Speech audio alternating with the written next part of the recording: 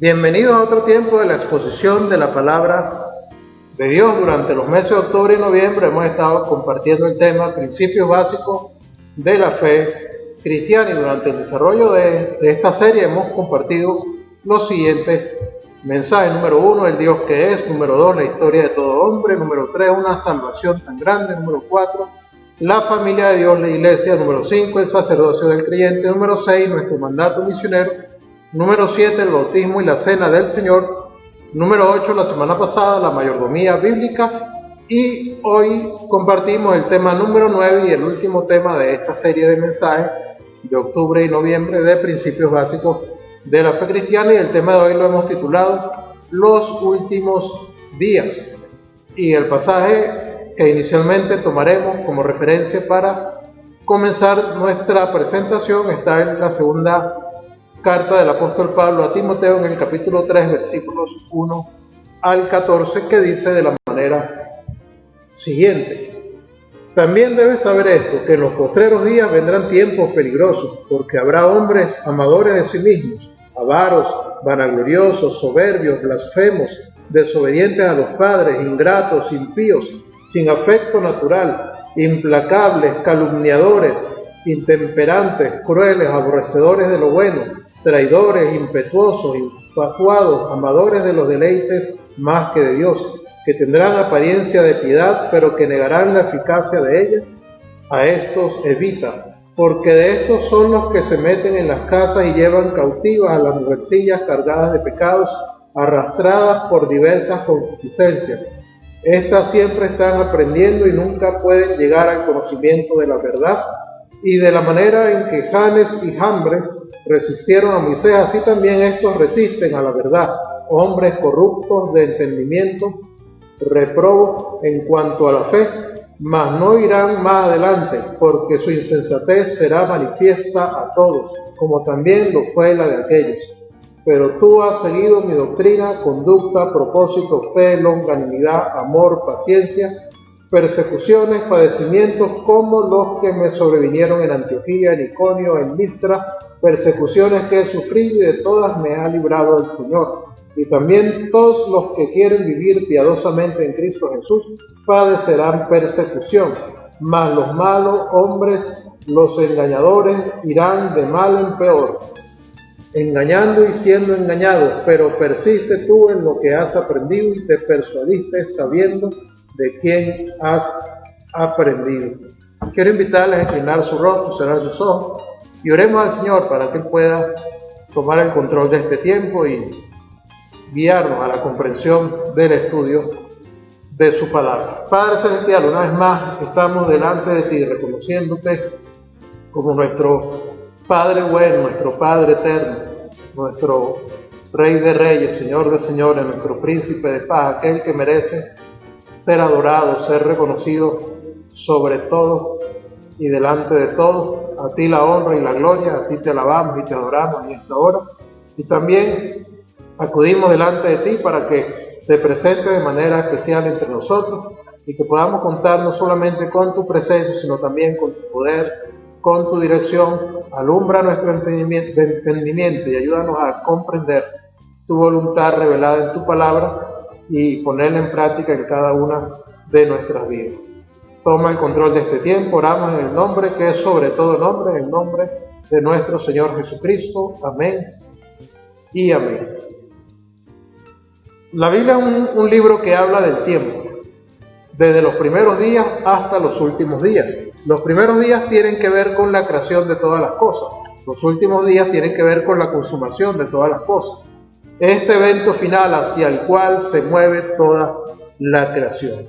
Irónicamente, nunca estamos satisfechos con lo que Dios nos dice, ni de los primeros días ni de los últimos días. Siempre queremos saber más de lo que Dios ha escogido revelarnos en su palabra. El relato bíblico de los primeros días nos narra muy brevemente la creación de todas las cosas. En apenas un capítulo de apenas 31 versículos, el libro del Génesis es allí donde Dios nos dice que creó todas las cosas separadas y distintas, empezando con las más pequeñas, avanzando hacia las más grandes y complejas, y que el hombre es la corona de la creación. La mayoría de las personas nunca se quedan satisfechas con los resúmenes que Dios nos da, particularmente en lo que tiene que ver con los primeros días y los últimos días. De hecho, si no estamos satisfechos con las palabras de Dios en cuanto a los primeros días, hemos sido incluso más renuentes para aceptar sus palabras sobre los últimos días. De hecho, algunos han contado únicamente en el Nuevo Testamento 14 veces en que las Escrituras Dios nos habla de los últimos días, o sea, del tiempo en cuando el Señor Jesús va a regresar, cuando los muertos van a ser resucitados, cuando el mundo será juzgado y empezará el orden eterno final.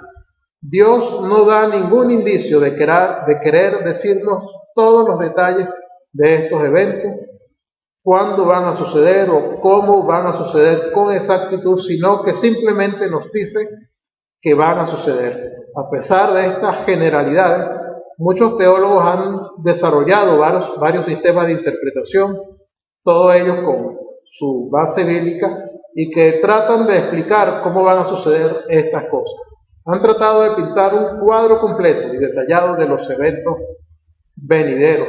Con respecto a los que creen o a lo que creen en cuanto a los últimos días, los cristianos evangélicos en general y los bautistas de manera más específica, no concordamos respecto a ninguna de las escuelas de interpretación que han aparecido.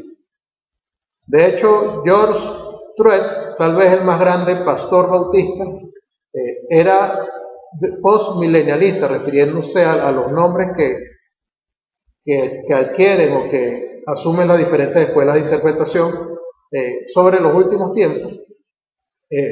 George Truett era postmilenialista. No hay tiempo aquí de explicar el origen y el significado de cada uno de estos términos, pero básicamente toman sus nombres del punto de vista que ellos tienen respecto a la venida del Señor, si ha de ocurrir después del milenio, antes del milenio, en base a un sistema de dispensaciones o considerando el milenio de manera simbólica. Nuevamente, George Truett era postmilenialista. George Eldon Ladd, un erudito evangélico del Nuevo Testamento y profesor de exégesis y teología del Nuevo Testamento, era premilenialista histórico.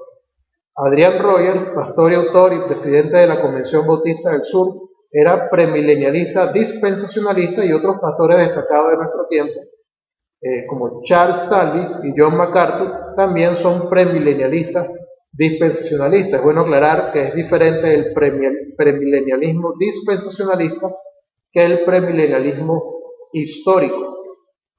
Charles Hobbes, nuestro más grande pastor y teólogo, era amilenialista, al igual que pastores como Sutel Michelin.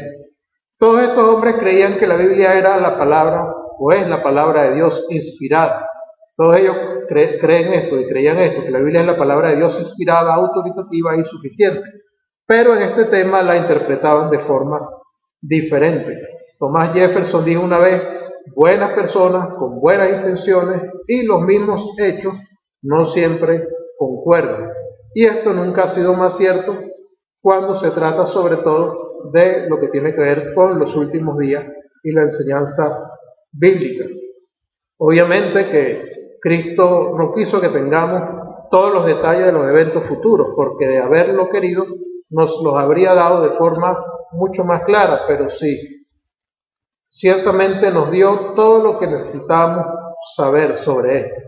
Así que en lugar de especular, y claro está, no queremos menospreciar ninguna de estas escuelas de interpretación, ni sus adherentes, ni proponentes, y es conveniente que usted pueda conocerla, estudiarla, y usted pueda tener su propio punto de vista y ver con cuál escuela de interpretación se identifica mejor.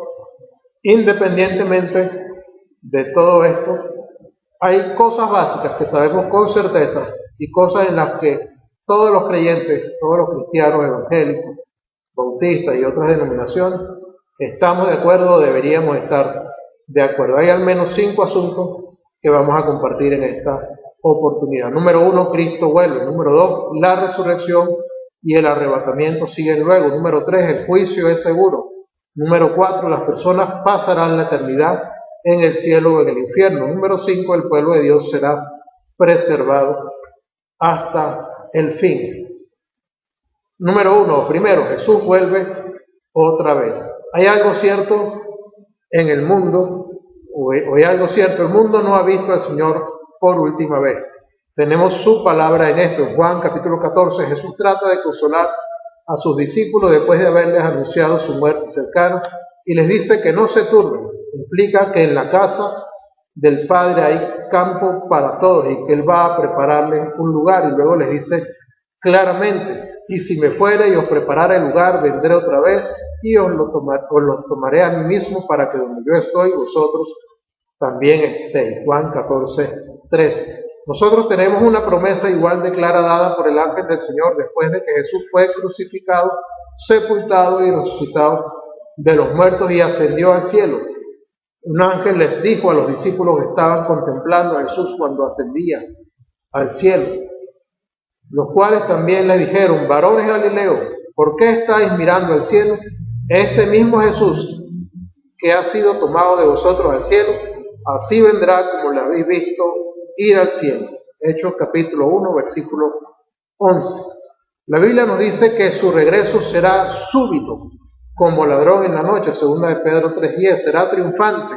La primera vez que vino en humildad. La segunda vez vendrá en gloria. La primera vez vino para sufrir. Vendrá la segunda vez para reinar. La primera vez vino para salvar. La segunda vez viene para juzgar. Segunda Tesalonicenses capítulo 1, versículos 7 al 9 nos dice: y a vosotros que sois atribulados, daros reposo con vosotros cuando se manifieste el Señor Jesús desde el cielo con los ángeles de su poder en llama de fuego, para dar retribución a los que no conocieron a Dios ni obedecen el evangelio de nuestro Señor Jesucristo, los cuales sufrirán pena de eterna perdición, excluidos de la presencia del Señor y de la gloria de su poder. Ciertamente también su retorno será personal, será real, será literal. Vemos como Hechos 1:11 nos dice: este mismo Jesús vendrá otra vez. No sabemos exactamente todos los detalles de cómo va a venir, y no necesitamos saberlo tampoco. Les dijo a sus discípulos que le preguntaran este asunto, y les dijo: no toca a vosotros saber los tiempos o las sazones que el Padre puso en su sola potestad. Hechos 1:7. Esta fue la respuesta que Jesús le dio a sus discípulos cuando le preguntaron acerca de los tiempos y las sazones de estas cosas. No os toca a vosotros saber los tiempos o las sazones que el Padre puso en su sola potestad. Y esto debería silenciar a todos los especuladores. Lo que sí nos dice es que debemos estar listos para cuando Él venga, y mientras tanto ocuparnos hasta que Él venga. Segundo, número 2, cuando Él venga, luego tendrá lugar la resurrección y el arrebatamiento. Vale aclarar que, dependiendo del punto de vista o la escuela de interpretación a la cual uno se adquiere, estos asuntos como la resurrección y el arrebatamiento bien pueden formar parte de un mismo evento al mismo tiempo, simultáneamente, o bien pudiesen ser parte de eventos distintos, separados por una gran cantidad de tiempo o de algunos años inclusive. Mientras estaba en Tesalónica, el apóstol Pablo le había hablado a la iglesia que los creyentes serían arrebatados para ir a estar con el Señor cuando Él regrese. En los días que siguieron, algunos creyentes habían muerto y habían sido sepultados. Los vivos se preocuparon por estos creyentes muertos. ¿Qué parte tendrían en el gran esquema divino de las cosas? ¿Participarían ellos en este gran evento? En respuesta a sus preguntas, Pablo les escribió: por lo cual os decimos esto en palabra del Señor, que nosotros los que vivimos, que habremos quedado hasta la venida del Señor, no precederemos a los que durmieron, porque el Señor mismo, con voz de mando y con voz de arcángel y con trompeta de Dios, descenderá del cielo, y los muertos en Cristo resucitarán primero. Luego nosotros, los que vivimos, los que hayamos quedado, seremos arrebatados juntamente con ellos en las nubes para recibir al Señor en el aire, y así estaremos para siempre con el Señor. Primera Tesalonicenses capítulo 4, versículos 15 al 17. Pablo habla aquí solo de la parte que los creyentes tendrán en este gran evento, pero claramente bosqueja los eventos en su orden. Cristo regresa, los muertos resucitan, los creyentes vivos serán arrebatados sin tener que atravesar por el proceso de la muerte y estaremos para siempre con el Señor. Pablo ni siquiera intenta decirnos qué parte o qué papel jugarán los incrédulos en este drama divino, al menos en este pasaje, pero lo que nos dice debe ser fuente de gran aliento para todos los creyentes. No todos creen en la resurrección corporal de los muertos, algunos creen en la aniquilación, es decir, que cuando las personas mueren deja de existir totalmente. Otros creen en la reencarnación, o sea que después de la muerte el alma de la persona o la persona vuelve a la tierra como otra criatura diferente a la que era. Pero en las enseñanzas de Jesús es central que nuestros cuerpos serán un día resucitados de la tumba y que tendremos una existencia corporal en la eternidad. En tercer lugar, uno de los eventos que tendrá lugar cuando Cristo regrese será el juicio. Aunque la Biblia enseña que creyentes y no creyentes serán juzgados por igual en esta edad de creyentes fáciles, la idea de juicio no es popular, no es algo que se enseñe realmente en la mayoría de las iglesias. Sin embargo, la Biblia es clara en 2 Corintios capítulo 5, versículo 10, cuando nos dice: porque es necesario que todos nosotros comparezcamos ante el tribunal de Cristo, para que cada uno reciba según lo que haya hecho mientras estaba en el cuerpo, sea bueno o sea malo. Usted tal vez se pregunte si la salvación es por gracia mediante la fe y no por obras, para que nadie se gloríe, como lo señala Efesios capítulo 2, versículos 8 y 9. ¿Por qué razón Dios nos va a juzgar por nuestras obras? Obviamente esto tiene dos posibles interpretaciones. Una, que las obras son la evidencia de la realidad de nuestra fe. No somos salvos por obras, pero somos salvos para buenas obras. Entonces esas obras que son fruto de ese nuevo nacimiento son las obras en base a las cuales Dios nos va a juzgar. Otro asunto tiene que ver con que el propósito de este juicio para los creyentes no es determinar el destino de la persona. Eso ha quedado determinado por el hecho de si la persona creyó o no en Jesucristo como Salvador y Señor. El propósito de este juicio es determinar la recompensa de esa persona en ese destino. Somos salvos por fe, seremos recompensados según nuestras buenas obras. El juicio no comprenderá o no va a sopesar ninguna obra en cuanto a la salvación, sino que se tomarán en cuenta múltiples factores. El juicio no considerará una sola obra, sino que considerará muchos factores. Por ejemplo, seremos juzgados por las cosas ocultas de nuestras vidas. 1 Corintios 3:13. Esto a la vez nos aterra y nos da seguridad, porque no solo quedará expuesta la hipocresía, sino también serán vindicados los que han sido acusados falsamente. Las cosas ocultas destacarán bajo la luz blanca de la presencia de Cristo. Seremos juzgados también por la ley de Dios escrita en nuestros corazones. Romanos capítulo 2, versículos 15 al 16. Seremos juzgados también por nuestro conocimiento de la verdad. Lucas 12, 48. Seremos juzgados por las oportunidades que nos fueron concedidas y cómo las aprovechamos. Mateo 11, 21 y 22, segunda de Pedro 2, 21. Seremos juzgados por nuestras palabras. Mateo 12, 37. Seremos juzgados por las mismas normas que usamos para juzgar a otros. Mateo capítulo 7, versículos 1 y 2. Seremos juzgados por la manera en que tratamos a otros, sea con bondad, compasión o indiferencia. Mateo 10, 42 y Mateo 25, 31 al 46. Todos quedaremos incluidos en el juicio. Lo importante es estar preparados para cuando quiera que ocurra y como quiera que ocurra. Una cosa es cierta: el juicio divino será justo. Nadie podrá decir: no es justo, no es esto lo que me merezco. En cuarto lugar, las personas irán a su recompensa eterna, bien sea en el cielo o en el infierno.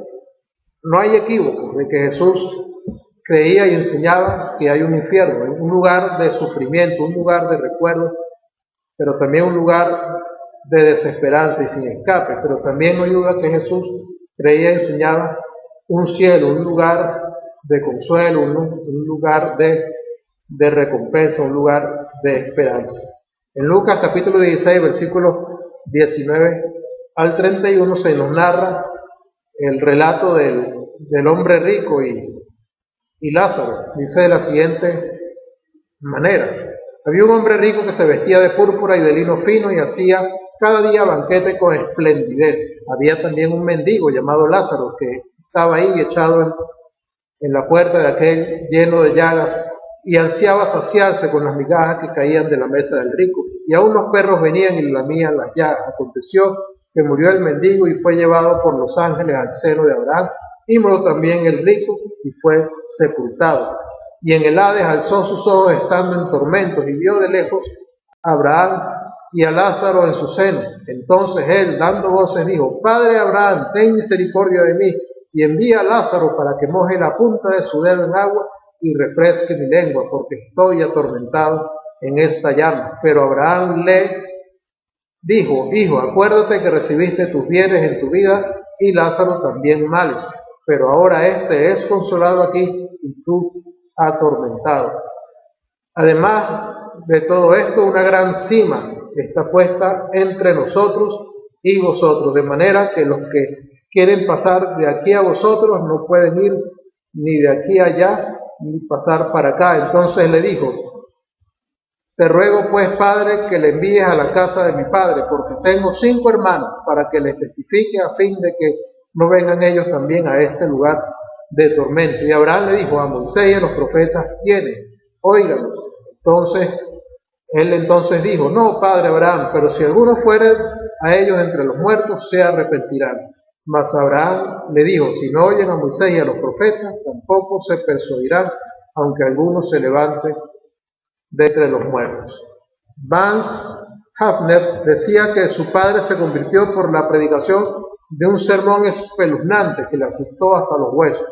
Luego añadía: en estos días se resta importancia a esa predicación, pero es mejor asustar a los hombres para que vayan al cielo que arrullarlos mientras se dirigen al infierno. Es mejor recibir un sacudón que sencillamente que seamos aquietados para ir al infierno. De igual manera, o igual de seguro que hay un infierno, también hay un cielo. Abraham era un nómada que vivía en tiendas. Lo único que sostenía sus tiendas eran estacas que clavaba en la arena y eran temporales en el mejor de los casos. Ahora bien, impulsado por su fe, Abraham esperaba la ciudad que tiene fundamentos, cuyo arquitecto y constructor es Dios, como señala Hebreos capítulo 11, versículo 10. Él miraba hacia un hogar permanente. En Apocalipsis 22, Juan nos describe ese hogar permanente. En el cielo no habrá más mar, es decir, nada que separe, no habrá lágrimas, no habrá nada que entristezca, no habrá muerte, no habrá nada que aflija, no habrá más dolor, nada que haga sufrir, no habrá noche o nada que sea oscuro o asuste. El cielo es el hogar de los redimidos. Sobre este asunto, ciertamente podemos entender o añadir que se presenta el cielo y el infierno como lugares intermedios. No tiene nada que ver con la idea del purgatorio, sino lugares donde permanecen las almas sin el cuerpo, pero una vez que tenga lugar la resurrección y las almas de creyentes e incrédulos se junten con los cuerpos que les sean otorgados para la eternidad, una vez ocurrido ese evento, pasarán entonces la eternidad unos juntos con nuestro Dios y otros separados de Dios, unos en el cielo o en la Nueva Jerusalén y otros en el infierno o en el lago de fuego y azufre. El cielo entonces, o la Nueva Jerusalén, es el lugar de los redimidos. Finalmente, número 5, el pueblo de Dios perseverará. Perseverarán hasta el fin. Mas el que persevere hasta el fin, este será salvo. Mateo 24, 13, también Marcos 13, 13 y Hechos 15, 11 refieren a este asunto. El Espíritu de Dios viene a vivir en nosotros cuando creemos, y esa presencia nos permite perseverar y nos guarda seguros hasta el fin. Primera de Pedro 1:5 dice que sois guardados por el poder de Dios mediante la fe para alcanzar la salvación que está preparada para ser manifestada en el tiempo postrero. Los dos versículos finales del penúltimo libro de la Biblia, es decir, del libro de Judas, nos afirman esta seguridad. Judas, que en su único capítulo, los versículos 24 y 25, nos señala lo siguiente: y aquel que es poderoso para guardaros sin caídas y presentaros sin mancha delante de su gloria con gran alegría, al único y sabio Dios nuestro Salvador, sea gloria y majestad, imperio y potencia, ahora y por todos los siglos. Amén. No solo que somos salvados por gracia y sustentados por gracia, sino que la gracia también nos guarda seguros. Lo más importante no es que entendamos todo lo que va a suceder en los últimos días. Esto no es razón para no estudiar ni profundizar en el tema y adentrarnos en la Escritura y sumergirnos en las profundidades de estos asuntos. Sin embargo, lo más importante es estar listos para los últimos días, poniendo nuestra fe y confianza en Jesucristo, que nos mantengamos ocupados sirviéndole, que perseveremos creciendo en su semejanza y que tratemos de ganar a todos los que podamos para que confíen y pongan su fe en Él. Alguien dijo una vez: vive tu vida de modo que cuando te toque morir, eso sea lo único que tienes que hacer. Si usted pone su fe y confía en Jesucristo y le sigue y le obedece y le sirve por el resto de sus días, entonces cuando llegue el momento de morir, o cuando llegue el momento del regreso de Cristo, si estamos vivos para ese entonces, eso será todo lo que resta por hacer. Entonces los últimos días serán los mejores para usted. De eso puede estar seguro. En conclusión, las cosas básicas, lo que sabemos con certeza, y las cosas en las que concordamos respecto a los últimos días, son al menos 5. Cristo vuelve. La resurrección y el arrebatamiento siguen luego. El juicio es seguro. Las personas pasarán la eternidad en el cielo o en el infierno. El pueblo de Dios será preservado hasta el fin. Creemos que el regreso de Cristo es inminente. ¿Qué quiere decir? Que su regreso puede ocurrir en cualquier momento. Nosotros, con el apóstol Pablo, buscamos la esperanza bienaventurada y la manifestación gloriosa de nuestro gran Dios y Salvador, Jesucristo, sabiendo que el Señor puede regresar hoy. Algunos son tentados a dejar lo que estén haciendo y solo esperar por Él. Y no somos llamados a hacer eso, a dejar lo que estamos haciendo y simplemente esperar por Él. Sin embargo, hay una gran diferencia entre saber que Jesús podría regresar hoy y saber que Él regresará hoy. Jesús dijo: nadie sabe el día ni la hora, Mateo 24:36. El tiempo de su venida es algo que Dios no ha revelado a nadie. Y así, hasta que Él nos llame a sí mismo, no simplemente debemos continuar sirviendo. En la parábola de Jesús de los 10 talentos, el rey que estaba por ausentarse instruye a sus siervos: negociad entre tanto que vengo. Lucas 19:13. El regreso de Cristo siempre se presenta en la Escritura como una gran motivación para actuar, no como una razón para dejar de hacerlo. En 1 Corintios capítulo 15, Pablo resume la esperanza sobre el regreso de Cristo, diciendo así: estad firme y constante, creciendo en la obra del Señor siempre, sabiendo que vuestro trabajo en el Señor no es en vano. Versículo 58. En 1 Tesalonicenses 5, Pablo concluye una lección sobre la venida de Cristo con estas palabras: por tanto, no durmamos como los demás, sino velemos y seamos sobrios. 1 Tesalonicenses 5:6. Retroceder y cuidar el puesto nunca fue la intención de Jesús para nosotros. En vez de eso, trabajemos mientras podamos. La hora viene cuando nadie puede trabajar. Juan 9:4. Los apóstoles vivieron y sirvieron con la idea de que Jesús podría regresar durante el tiempo de sus vidas. ¿Qué hubiera sucedido si hubieran dejado de trabajar y solo hubieran esperado? Hubieran estado en desobediencia a la gran comisión de ir por todo el mundo y predicar el Evangelio a toda criatura. Y el Evangelio nunca habría sido esparcido, y los apóstoles realmente entendieron que el regreso inminente de Jesús significaba que ellos debían ocuparse en la obra de Dios. Ellos vivieron la vida al máximo, como si cada día fuera el último día. Nosotros, como ellos, debemos ver cada día como un regalo y usarlo para glorificar a nuestro Dios. Quiero invitarle a que incline su rostro y cierre sus ojos y oremos al Señor. Amado Dios, una vez más agradecido por tu palabra, agradecido porque en ella no solamente nos hablas acerca de los primeros tiempos desde la creación de todas las cosas, cuando tú como creador y autor de la vida te presentas delante de nosotros, sino que también nos presentas el tiempo o los últimos tiempos. Y aunque no nos das todos los detalles y no nos das indicaciones del día y la hora de cuando esto ocurrirá, ciertamente nos muestras eventos clave que debemos tener en cuenta, que debemos saber, que debemos creer y entender literalmente cómo se presentan en tu palabra. Ayúdanos pues a tener la certeza de tu regreso, de que Cristo ha de volver. Ayúdanos pues a tener la certeza de que estaremos presentes o experimentaremos la resurrección de nuestro cuerpo y seremos arrebatados contigo en el cielo para estar para siempre contigo. Ayúdanos a tener claro la realidad del juicio al cual hemos de enfrentarnos.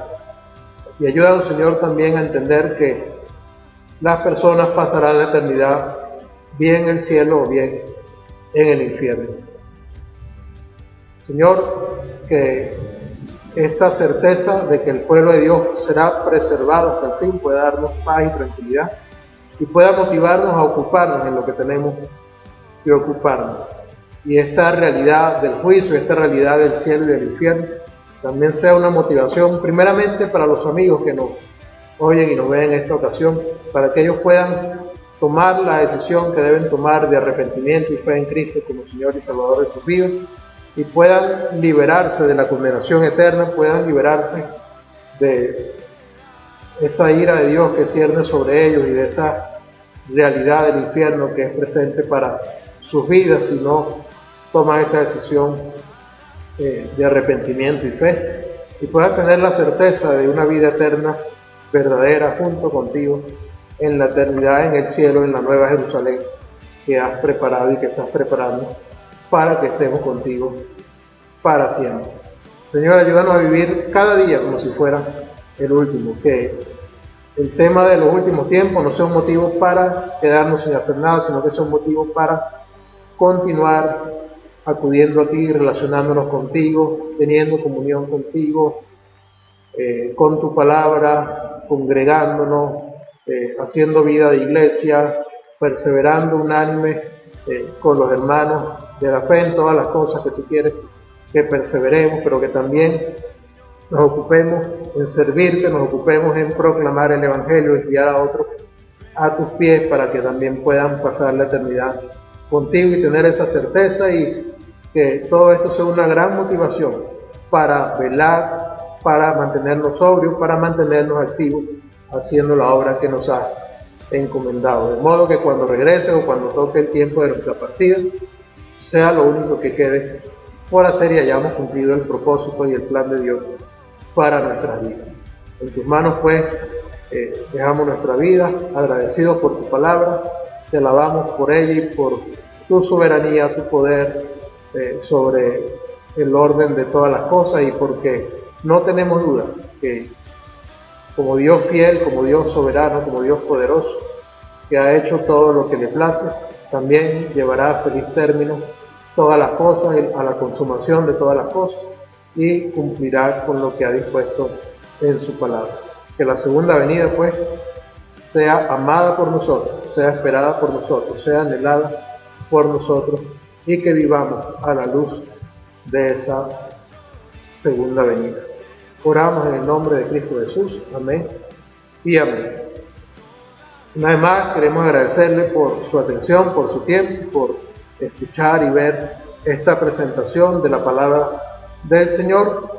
Seguimos orando para que el Señor continúe bendiciendo sus vidas y la vida de sus familias.